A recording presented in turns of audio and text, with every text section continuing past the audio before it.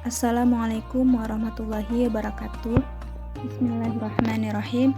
Rabbi shrah li sadri wa yassir li amri wahlul 'uqdatam min lisani yafqahu qawli, amma ba'du. Perkenalkan, nama saya Maria Ulfa, kelas reguler 2C, program studi komunikasi dan penyiaran Islam, Universitas Ibnu Khaldun.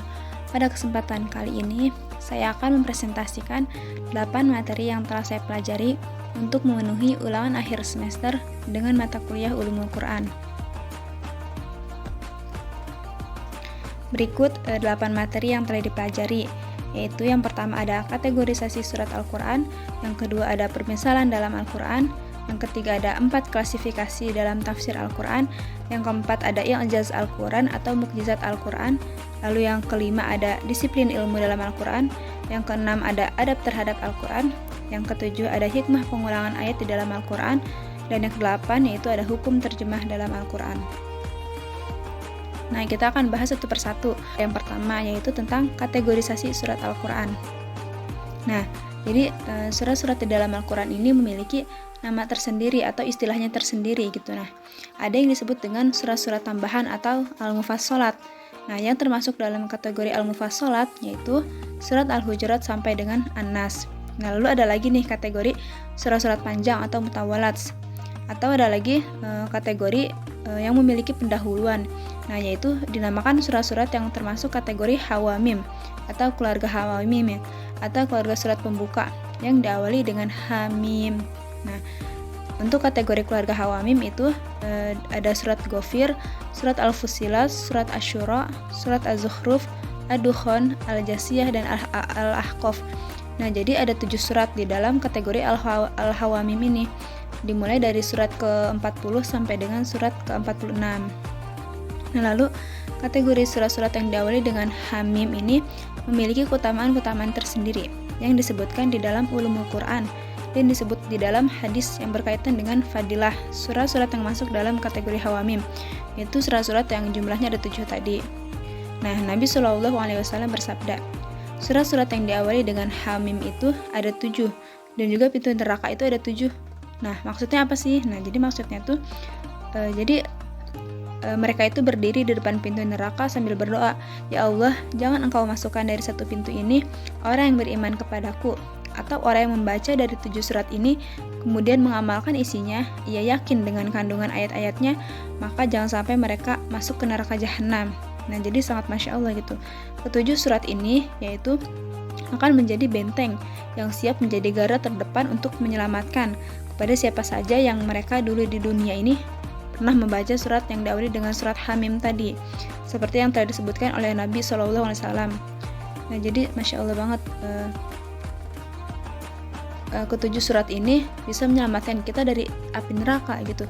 Nah, jadi satu surat ini masing-masing berdiri di depan pintu neraka gitu. Jadi 7 surat ini menutup 7 pintu neraka gitu.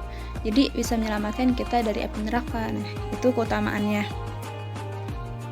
Lalu di dalam hadis yang lain, Rasulullah SAW dari sahabat Samurah bin Jundab, di dalam hadis ini hawamim itu merupakan raudah atau rodotun, yang artinya yaitu taman dari taman-taman surga bagi pembacanya. Nah, jadi keutamaannya itu satu sisi dia sebagai benteng dari api neraka, nah sisi lainnya lagi yaitu sebagai taman dari taman-taman surga. Nah, jadi kita akan dapat 2 fadilah yang sangat dahsyat gitu keutamaannya, karena surat ini sebagai syafaat yang Allah berikan kepada para pembacanya, dan pada hari kiamat selamat dari api neraka, dan juga syafaat dimasukkan ke dalam surga. Nah, jadi sangat besar sekali fadilah dari kategori surat hawamim tersebut. Lalu di dalam riwayat yang lain, hadis Ma'qil bin Yasar, Nabi SAW menjelaskan tentang kategorisasi surat dalam Al-Quran. Kata Nabi yaitu, aku diberi surat Al-Baqarah sebagai surat-surat yang masuk dalam kategori mutawalats atau surat yang panjang. Nah, baik dari sisi ayat ataupun jumlah ayatnya. Sampai aku diberi juga surat Toha dan diberi surat kategori surat-surat yang diawali dengan ayat yang berbunyi dengan tosin atau tosin mim. Nah, itu termasuk kategori surat at-tawasin. Nah, jadi ada kategori baru lagi yang kita ketahui, yaitu kategori surat at-tawasin yang merupakan jamak dari tosin. Nah, ada dalam surat Asy-Syu'ara, An-Naml, dan juga Al-Qasas. Nah, lalu apa sih pentingnya kita mempelajari kategorisasi surat Al-Quran ini? Nah, jadi ada banyak sekali ya manfaatnya. Itu yang pertama itu supaya para pencari ilmu itu mendalami Al-Quran. Jadi benar-benar memahami hikmah, fadilah di balik rahasia dari masing-masing surat tersebut. Karena Al-Quran ini kan diturunkan langsung dari Allah gitu sebagai mukjizatnya yang diberikan kepada Nabi Muhammad. Lalu yang kedua itu dengan mempelajari seperti ini semakin menambah keimanan, semakin menambah ilmu dan juga wawasan bahwa Al-Quran itu memang betul-betul mukjizat Allah gitu.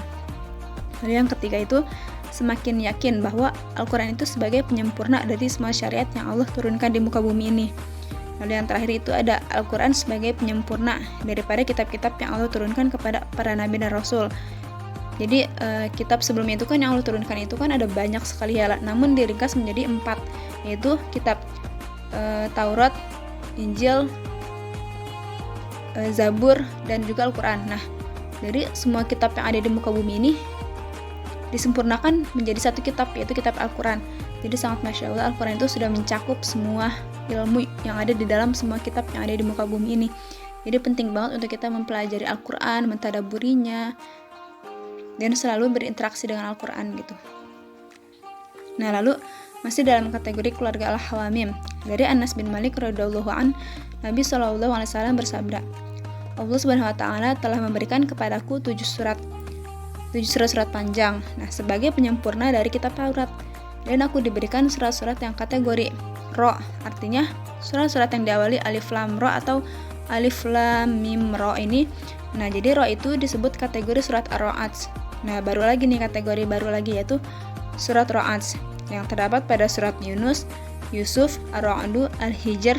Nah, itu disebut oleh Nabi sebagai surat Ar-Ra'd, sampai surat-surat yang diawali dengan Tosin, Mim. Nah, itu termasuk dalam surat Ra'd juga gitu. Lalu jadi surat-surat yang diawali dari Ar-Ra'd itu sampai Tawasin itu sebagai penyempurna dari kitab Injil.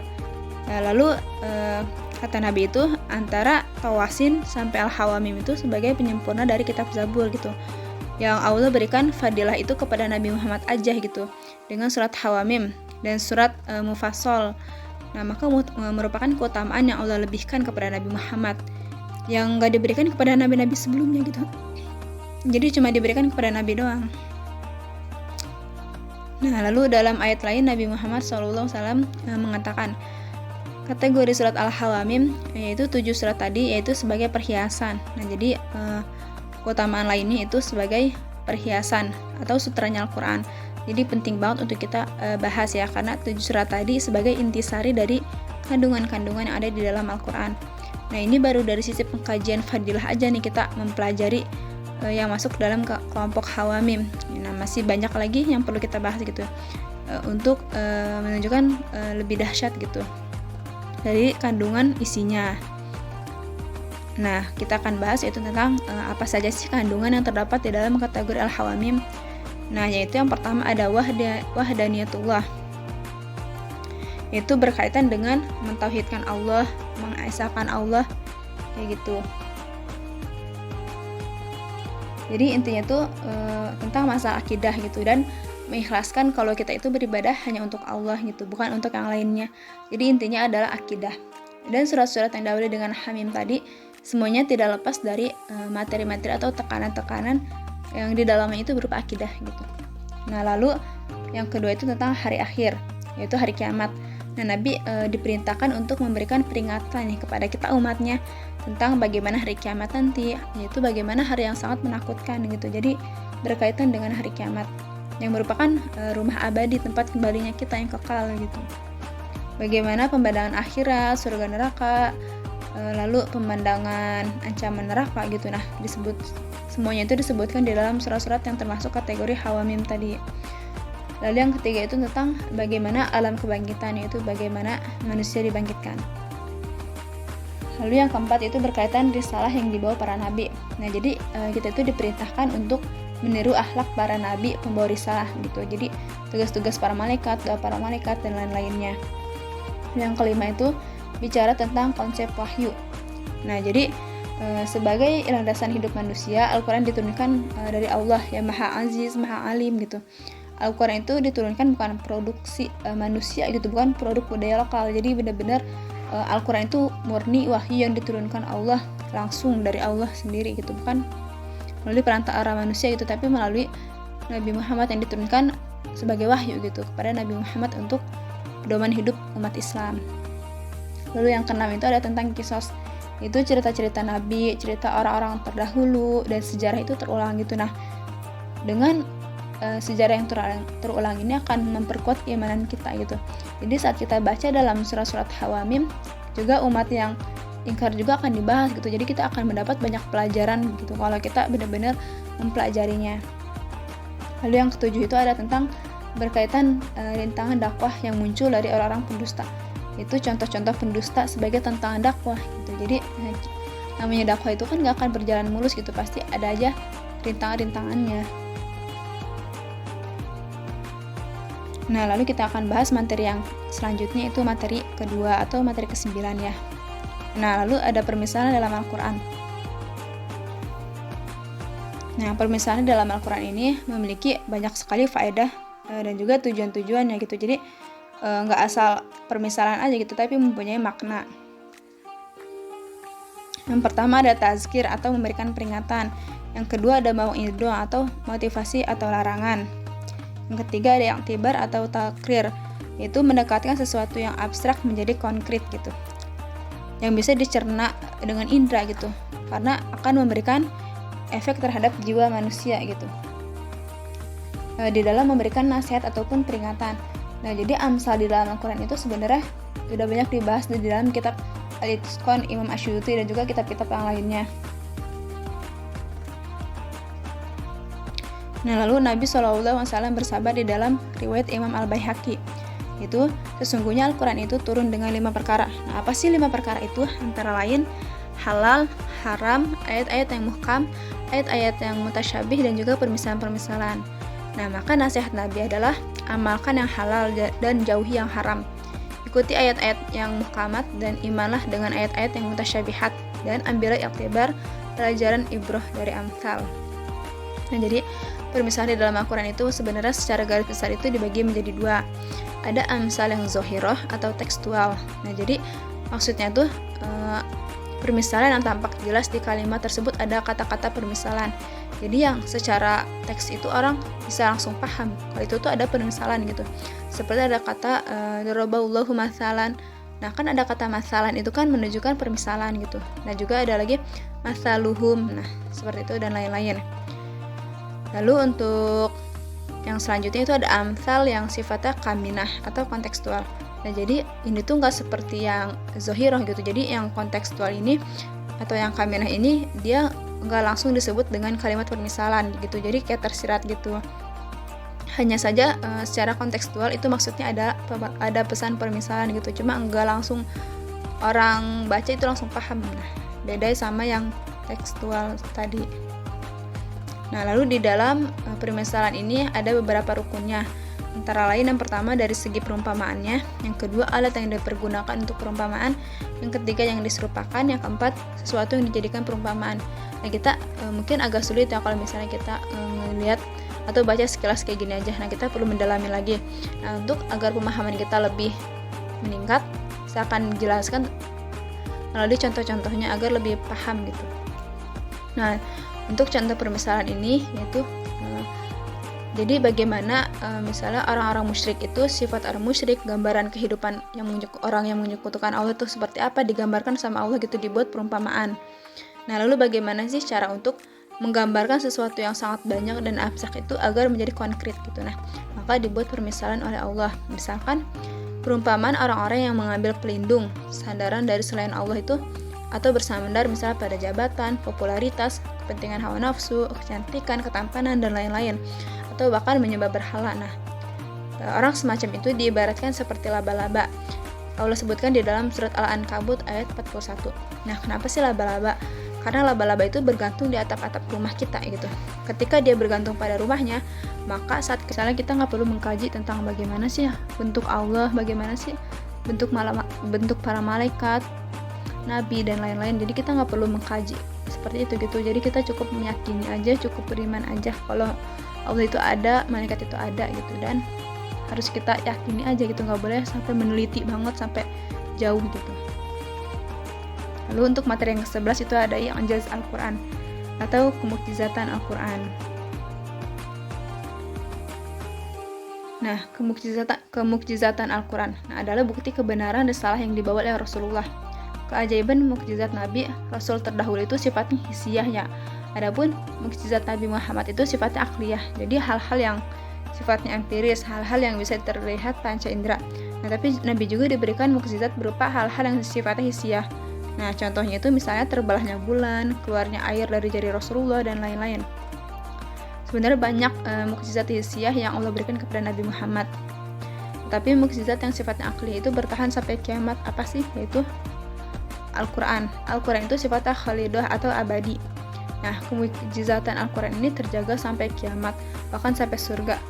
Dan Allah yang telah menjamin gitu bahwa Al-Quran ini menunjukkan abadinya risalah Islam. Jadi Islam itu nggak akan mati, nggak akan padam, karena sudah Allah jamin. Dan Al-Quran juga nggak akan ada yang bisa memasukkan gitu, walaupun cuma satu huruf.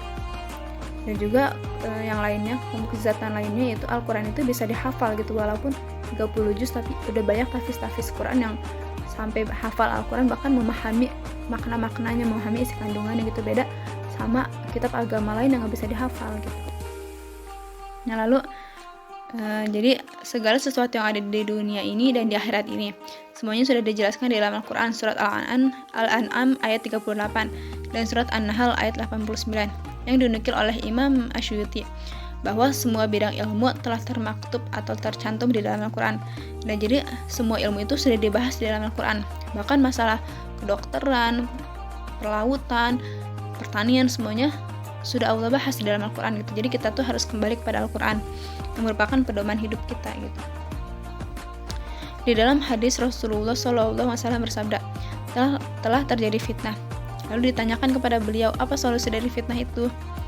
Jadi Nabi itu sudah mengetahui gitu artinya tuh fitnah-fitnah yang banyak terjadi pasca peninggalan Nabi. Jadi setelah Nabi wafat itu akan timbul banyak sekali problem-problem dan juga fitnah gitu. Lalu Rasulullah menjawab, solusi dari yang ditanyakan yaitu solusinya adalah kitabullah, yaitu kitabnya Allah itu. Jadi solusi dari semua permasalahan gitu adalah kembali kepada Al-Quran.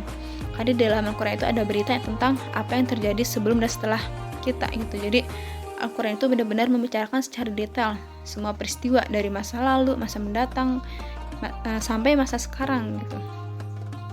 Jadi Al-Quran itu menjadi solusi dari semua masalah di semua zaman, dari zaman Nabi sampai zaman sekarang. Nah, lalu kemukjizatan Al-Quran dibagi ke dalam beberapa poin. Ada 4 ya. Yang pertama ada ditinjau dari al-i'jaz al-lughawi, yaitu ditinjau dari keajaiban bahasa. Keindahan bahasa Al-Quran itu tidak ada duanya gitu. Jadi karena bahasa Arab ini levelnya tinggi ya, kita jangan sampai muslim itu alergi bahasa Arab seperti orang liberal, karena bahasa Arab adalah bahasa syariat. Nah, lalu yang kedua itu ada i'jaz al-ikhbari, yaitu dari sisi berita, yaitu kabar yang dibawa Al-Quran Al-Quran itu mengandung i'jaz atau keajaiban yang tidak ada tandingannya. Di Al-Quran itu ada berita gaib yang di dalam Al-Quran itu diceritakan kisah-kisah yang kita sendiri belum jumpa gitu, kayak umat-umat yang sudah meninggal ribuan tahun lalu dikabarkan oleh Al-Quran gitu, seperti kisah dalam surat Ali Imran, Al-Qasas, Yusuf, dan lain-lain. Lalu yang ketiga itu ada ditinjau dari al-i'jaz al-ilmi gitu. Jadi maksudnya itu keajaiban ilmu pengetahuan yang ada di dalam Al-Quran, yaitu misalnya berkaitan tentang ilmu sains dan teknologi. Bagaimana dengan kemajuan zaman mengungkap kebenaran Quran, yaitu falyanzur al-insanu mimma khuliqa mimma dafiq yakhruju min bainis sulbi wat tara'ib. Jadi tentang proses kejadian manusia secara embriologi itu sudah ada di dalam Al-Quran. Jadi nggak cuma kayak misal kedokteran yang tahu, tapi emang dari sebelum zaman sekarang juga itu dari Al-Quran diciptakan itu udah Allah sudah menjelaskan gitu. Kalau di dalam Al-Quran itu semua ilmu itu sudah tercantum gitu. Nah, lalu yang terakhir yaitu al-i'jaz al-syari'i, yaitu keajaiban syariat. Nah, jadi Islam itu agama wahyu ya, bukan buatan manusia gitu, bukan produk budaya manusia gitu. Nah, maka pilar dari kemukjizatan syariat itu adalah sifatnya rabbaniyah, yaitu bentuk-bentuk bersandar kepada Allah. Nah, syariat ini Islam itu dua insaniyah, yaitu memanusiakan manusia. Itu manusia Allah diciptakan berpasang-pasangan gitu. Kalau agama buatan manusia itu ada yang sampai nggak mau nikah gitu, nggak mau berpasang-pasangan. Tapi Allah menciptakan laki-laki dan perempuan itu agar melahirkan keturunan gitu. Jadi Allah itu maha adil gitu. Ada laki-laki, ada perempuan gitu, saling berpasang-pasangan. Lalu untuk materi ke-12 ada disiplin ilmu dalam Al-Quran. Nah, diriwayatkan dari Ibnu Mas'ud meriwayatkan, siapa saja yang menghendaki ilmu, maka baginya berpegang pada Al-Quran. Nah, jadi kita tuh kalau mau belajar ilmu, asasnya adalah Al-Quran. Makanya Al-Quran menjadi fondasi dasar sebelum belajar ilmu apa saja. Jadi sebelum kita mempelajari semua ilmu gitu, mau apapun saja, mau fisika, biologi, semuanya, terlebih dahulu itu kita harus merujuk kepada Al-Quran dulu gitu, baru kita mempelajari dari yang lainnya. Kita jangan sampai mencari solusi itu referensi dari Barat, Eropa, atau orang-orang Barat gitu, orang-orang yang non-Muslim apalagi ya. Jadi jangan sampai kita mengambil referensi dari yang lain lalu menjauhi Al-Quran. Nah, itu nggak akan mungkin kita bisa mencapai derajat ilmu, karena Al-Quran sendiri ada induk dari semua ilmu. Lalu Imam Al-Baihaqi meriwayatkan dari Al-Hasan, yaitu Allah itu menurunkan kitab di muka bumi ini ada 104 kitab, dan Allah menitipkan ilmunya itu kepada 4 kitab dari 104 kitab itu, dan semua kandungan ilmu yang ada di 104 kitab itu diringkas di dalam 4 kitab, yaitu Taurat, Injil, Zabur, Al-Quran. Nah, dari 4 kitab itu diringkas lagi menjadi satu, yaitu Al-Quran. Jadi nggak kebayang ya, dari 104 kitab itu banyak banget ilmu pasti di dalamnya, lalu diringkas jadi 4 kitab. Nah, dari 4 kitab ini diringkas lagi menjadi satu aja, yaitu Al-Quran gitu. Jadi benar-benar di dalam Al-Quran itu ada banyak banget ilmu yang bisa kita ambil ibrahnya, pelajarannya, kalau kita itu mau untuk mentadaburinya. Nah, lalu karena ilmu Al-Quran itu mencakup semua bidang ilmu, lalu ilmu itu apa sih? Nah, kategorinya ada 2, yaitu khobar yang benar, yaitu apa yang difirmankan Allah dan apa yang disabdakan Rasulullah di dalam hadisnya yang sahih dan hasan. Lalu yang kedua itu kalau ilmu empiris yang diikat dengan kehendak Allah. Nah, jadi maksudnya itu kayak misalnya api itu nggak semuanya panas, ada api yang dingin seperti yang terjadi pada Nabi Ibrahim. Jadi Allah telah adakan semua ilmu agar kita meneliti gitu. Jadi apa saja bisa terjadi atas kehendak Allah. Jadi kita tuh nggak boleh nggak boleh menafsirkan sesuatu itu berdasarkan logika doang, tapi kita tuh harus berdasarkan kehendak Allah juga gitu. Gak mungkin api jadi dingin kalau bukan kehendak Allah. Nah, seperti itu. Lalu untuk materi ke-13 itu ada adab terhadap Al-Quran. Nah, jadi dari riwayat Abdullah bin Mas'ud, yaitu mengkritik orang-orang yang membaca Al-Quran terlalu cepat tanpa mentadaburi maknanya. Yaitu, janganlah kalian membaca Al-Quran seperti menghamburkan kurma yang buruk. Nah, maksudnya bagaimana sih? Maksudnya itu, kalau misal kurma yang bagus itu gak mungkin disimpan sembarangan gitu, dihambur-hamburkan, dibuang-buangkan. Nah, jadi kita gak boleh membaca Al-Quran itu seperti itu gitu. Jadi kita harus benar-benar memahami maknanya gitu, mentadaburinya. Dan jangan kalian tergesa-gesa dalam bacaan Al-Quran, seperti tergesa-gesa membaca syair. Jadi kita nggak boleh membaca Al-Quran itu tanpa mengetahui maknanya, jadi nggak akan ada manfaatnya gitu. Lalu, dan jangan berhenti pada keajaiban Al-Quran dan gerakan kalian diikuti hati. Jadi saat lisan kita membaca itu hati juga ikut digerakkan gitu, karena Al-Quran itu dengan ayat yang kita baca itu bisa melunakkan hati kita sebagai obat hati dan lain-lain. Dan juga janganlah keinginan salah seorang di antara kalian akhir dari selesai surat. Dan jadi kita nggak boleh baca Al-Quran itu yang penting hatam. Yang penting hatam 30 juz, hatam berapa juz gitu. Misalkan dalam waktu 6 bulan. Nah, setelah 6 bulan kita hafal misalnya 30 juz. Tapi setelah itu tuh kita tinggalkan. Nah, kita nggak boleh seperti itu ya. Nah, jadi Al-Hasan bin Hasan Al-Basri berkata, mulazamahlah artinya terus-terusan, tidak berhenti untuk senantiasa berinteraksi dengan kitab Allah. Dan ikutilah permisalan-permisalan yang ada di dalam Al-Quran. Karena sangat luar biasa permisalan di dalam Al-Quran itu, tidak ada yang kosong gitu. Seperti perumpamaan orang-orang yang pernah menghafal Al-Quran atau kitab Allah, tapi kemudian ditinggalkan. Itu diumpamakan seperti keledai oleh Allah. Nah, kenapa keledai? karena walaupun menggotong kertas-kertas di atas punggungnya itu nggak ada bekasnya gitu. Maka jangan sampai kita itu sama seperti keledai. Nah, kalau orang menghafal Al-Quran seperti keledai itu, ketika dia sudah hafal, lalu ia tinggalkan dan tidak ada manfaat apa-apa hafalannya itu. Nah, jadi setiap permisalan harus kita cocokkan, cerminkan dalam kehidupan kita. Perumpamaan dalam Al-Quran itu harus menjadi motivasi untuk kita. Dan jadilah kita orang-orang yang melihat dengan mata hati, itu melihatnya dengan cermin Al-Quran. Jadi Al-Quran itu harus kita jadikan cermin untuk bagaimana kita berperilaku, bagaimana kita bersikap, berkata gitu. Karena Allah merahmati orang-orang yang mencocokkan perilakunya dengan Al-Quran. Nah, sesungguhnya Abu Musa al-Asy'ari mengunggulkan orang-orang yang membaca Al-Quran dan mereka dekat. Jadi saat itu ada kurang lebih 300 orang yang dikumpulkan oleh sahabat Abi Musa al-Asy'ari. Kemudian Abi Musa al-Asy'ari itu memberikan nasihat. Kata Ibnu Mas'ud, sesungguhnya Al-Quran itu bisa menjadi sebagai tabungan. Artinya Al-Quran itu bisa menjadi kekayaan hakiki, namun bisa juga menjadi dosa bumerang dalam kehidupan. Jadi Al-Quran itu bisa membawa manfaat dan mudarat itu tergantung bagaimana warfi itu dibangun gitu. Jadi kita itu harus menjadikan Al-Quran itu sebagai imam kita dan kita itu sebagai makmum gitu. Jadi kita harus mengikuti Al-Quran. Jangan sampai justru Al-Quran itu kita simpen di bawah kita gitu. Jadi jangan sampai kita menuruti hawa nafsu lalu Al-Quran itu kita abaikan gitu. Atau Al-Quran itu kita belakangin gitu. Nah, itu nggak boleh kayak gitu. Kita harus senantiasa taat dan ikuti apa yang ada di dalam Al-Quran. Nah, maka kata Ibnu Mas'ud itu sikap yang harus diambil yaitu ikutilah Al-Quran, yaitu maksudnya menjadikan Al-Quran itu sebagai imam kita dan juga cerminan dari kita berperilaku gitu. Lalu riwayat Ibnu Mas'ud, riwayat Ibnu Muhammad Ibnu Sa'ad, siapa saja yang ingin mengetahui hakikat sesuatu di dunia ini, maka hendaklah ia menyodorkan dirinya kepada Al-Quran. Yaitu maksudnya itu bukalah Al-Quran, karena semua teori ada di dalam Al-Quran seperti yang telah dijelaskan sebelumnya. Dalam surat Al-Baqarah ayat 121, makna yatslunahu haqqat tilawatih, itu membacanya dengan sebenar-benar tilawah.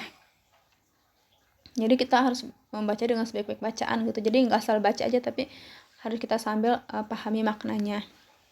Lalu riwayat berikutnya, sesungguhnya Al-Quran adalah ibrah, penuh dengan pelajaran yang bisa kita petik buahnya untuk dinutrisi sebagai nutrisi jiwa dan raga supaya sehat gitu. Jadi Al-Quran itu sebagai obat hati juga kan. Kalau hati kita lagi sakit bisa kita jadikan obat. Seperti ala bizikrillahi tatmainnul qulub. Hanya dengan mengingat Allah hati menjadi tenang. Nah, kan itu salah satu obat gitu. Kalau kita membaca Al-Quran itu benar-benar dengan tilawah gitu, dengan membaca dengan sebaik-baik bacaan gitu. Lalu antara yang ke-14 ada hikmah pengulangan ayat di dalam Al-Quran. Nah, pengulangan ayat kata atau ayat di dalam Al-Quran itu sering kita jumpai ya yang diulang-ulang. Baik pengulangan kata, jumlah, nama, kisah-kisah dalam Al-Quran dan lain-lain. Nah, bagaimana sih faedah pengulangan tersebut di dalam Al-Quran? Para ulama termasuk Imam Asy'uti di dalam kitab Al-Itqan membahas secara khusus dalam bab at-taqrir. Yaitu Imam Asy'uti mengatakan bahwa takrir atau pengulangan ayat di dalam Al-Quran itu lebih baik dari taukid itu sendiri.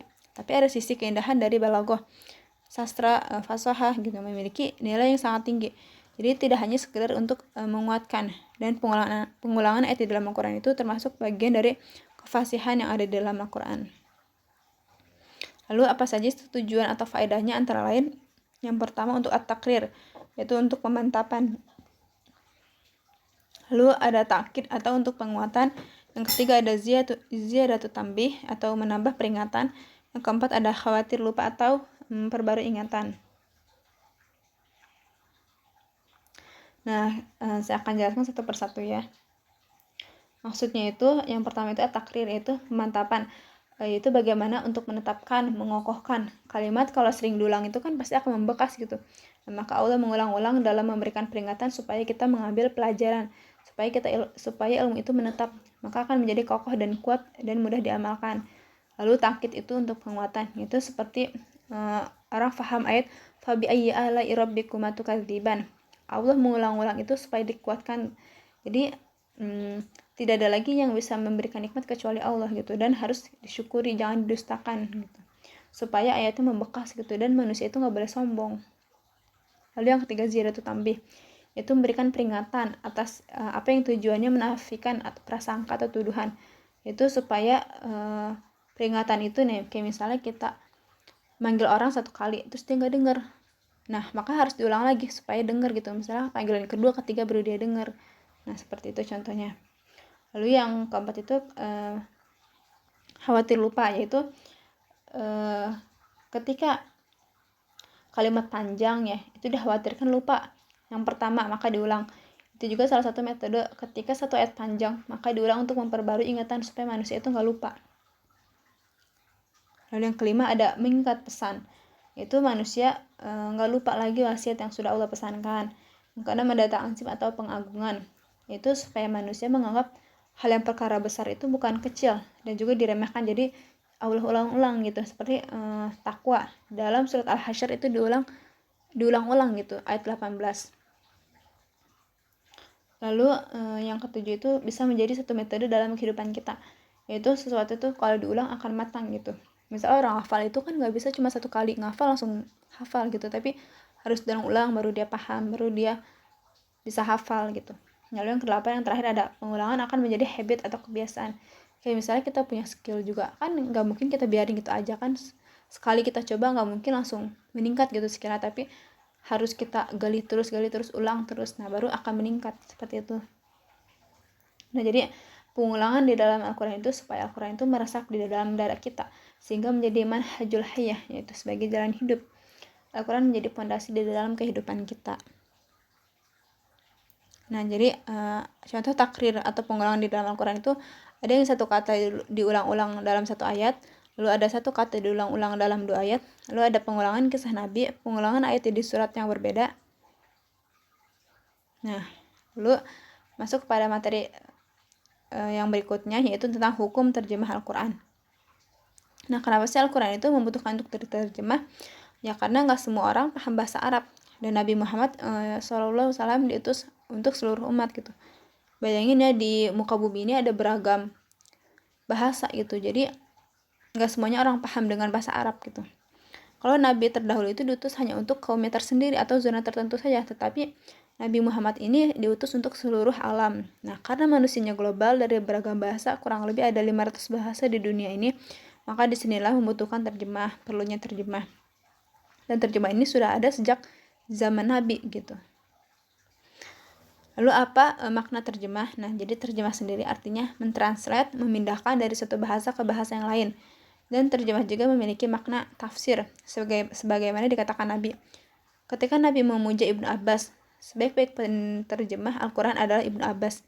Artinya Ibnu Abbas memiliki keahlian khusus untuk menafsirkan Al-Quran. Lalu manfaat terjemah Al-Quran, yaitu yang pertama ada menjadikan Al-Quran itu mendunia, yaitu agar seluruh umat muslim itu bisa memahami isi kandungan ada di dalam Al-Quran gitu, walaupun mereka nggak bisa bahasa Arab. Jadi pentingnya untuk diterjemah dengan bahasa mereka gitu, agar mereka itu paham. Lalu sebab jalannya hidayah kepada orang-orang yang membaca terjemahan tersebut. Lalu menjadi pelopor untuk mengislamkan masyarakat itu melalui terjemah. Lalu apa sih tujuan dan hukum terjemah tersendiri di dalam Al-Quran? Inti materinya yaitu untuk dakwah supaya mereka paham terhadap Al-Quran.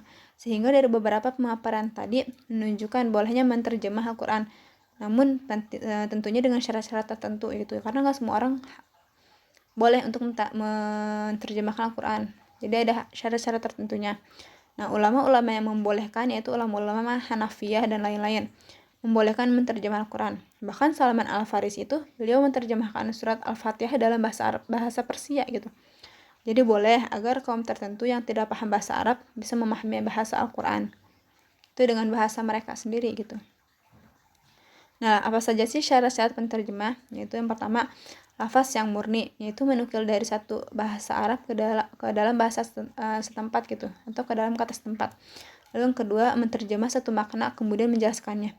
Jadi nggak paham hanya satu kata dan terjemahannya, tapi harus kepada terjemah yang sifatnya itu menjelaskan, sehingga ada gambaran bagi orang-orang yang membaca terjemah itu, mereka paham gitu, mudah memahaminya. Dan yang ketiga itu terjemah yang menegaskan, valid, yang detail, yang didukung dengan ilmu lainnya. Jadi seperti sudah sesuai belum dengan nahwu sorofnya, dengan kaidah bahasanya, dan lain-lainnya ya. Jadi tafsirnya udah cocok atau belum, ada validitasnya gitu. Nah, mungkin itu saja yang dapat saya sampaikan. Sekian, terima kasih. Kurang lebihnya mohon maaf. Unzur maqal wa tanzur maqala. Lihatlah apa yang dikatakan, jangan melihat siapa yang mengatakan. Sekian dari saya. Wabillahi taufiq wal hidayah. Wassalamualaikum warahmatullahi wabarakatuh.